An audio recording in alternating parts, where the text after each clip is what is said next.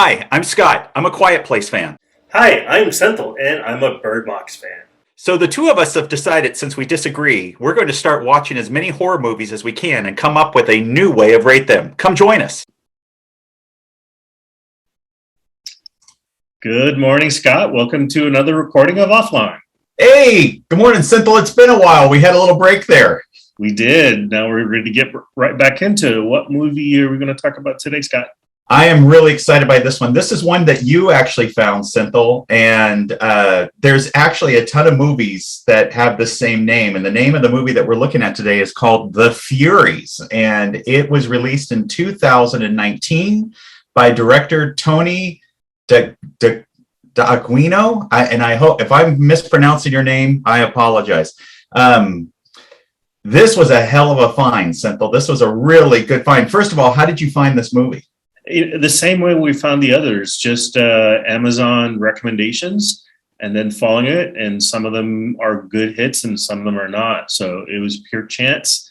I did also see a reference to this movie in an online review as well as a low budget movie that had potential. So it was just, coincidental that I got the recommendations from Amazon as well.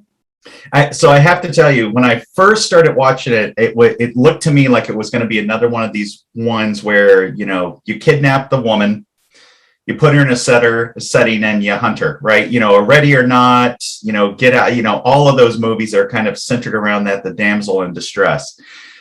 And this movie is like that, but there are enough twists and turns within this movie that within the first 15 minutes of it, I was hooked. And especially, I think it was around 20 minutes into this film, it makes a major twist.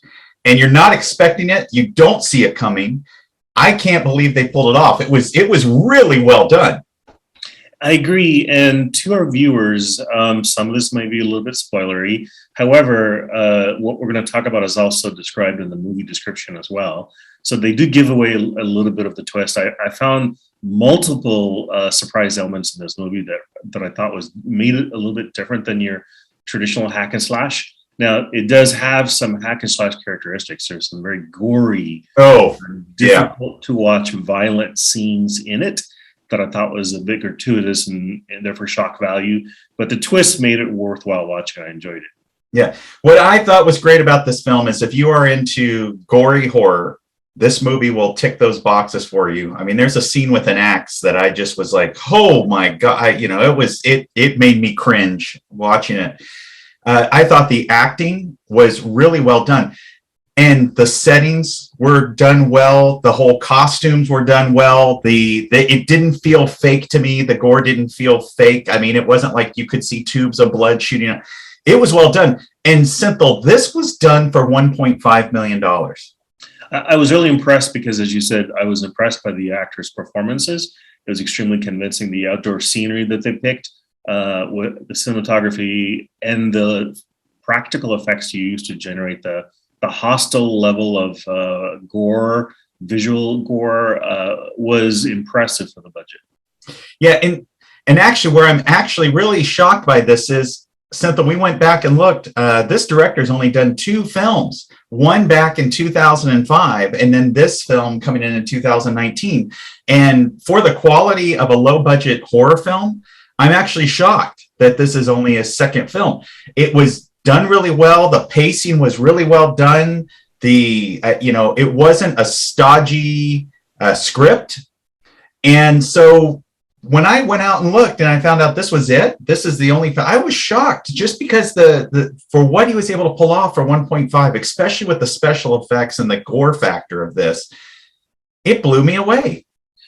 I agree. It definitely highlights how difficult the industry is to break into and be successful at.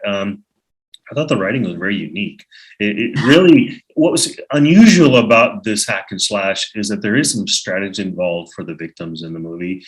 Yes. And you start picking that up, and because of that twist, it really puts, I don't know that there's a clear protagonist antagonist, because the hunters in this have just as much to lose as those that are hunting, which was one of the several twists that made the movie a little bit different.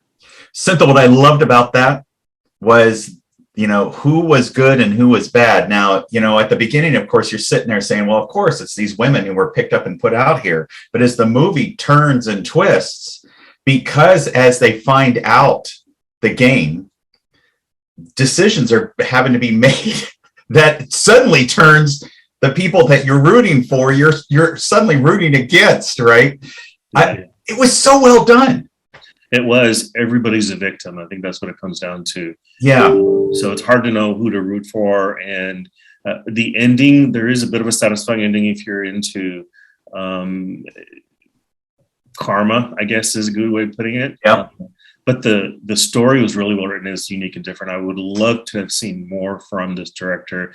Maybe you'll have a chance to talk to him on our show and see what he's been up to and what motivated him to create a different twist on the traditional hunting hack and slash. Yeah, I would actually love to talk to him about that, because I think that for his second film, he did a remarkable job. I would recommend this to anybody who enjoys a good, quick horror film. You don't have to sit. It's not one of those thought-provoking ones where you have to sit there like a Hereditary and really think through it, or Midsommar. This is truly, like you said, this is a hack and slash in the woods, Friday the 13th kind of film, but that I felt had a deeper connection than Friday the 13th, right? It's killing a bunch of teenagers who are having sex. This really twisted the model of a hack and slash. And I'm actually shocked that we didn't see this in a movie theater. I thought it was movie theater quality. This was just a direct to, Amazon. Some of these films coming out to the theater are nowhere near this quality. I would agree. And it's hard to talk about this movie without giving away too much of it. Yeah. That's why we're kind of skirting around the plot. But I would wholeheartedly recommend it, because I would warn viewers that some of the scenes are gory and are maybe difficult to watch. But the payoff is that the story is complex. It's not a straightforward hunting movie. And so for that reason, I was impressed by the writing and the story and the direction that they took. Yeah, I would agree with you. Cynthia, what a treat to be able to start doing this again with you, and after this break. Awesome. It's been fun once again. Looking forward to next time. To our viewers, we'll see you next time. Cynthia, take care. You too.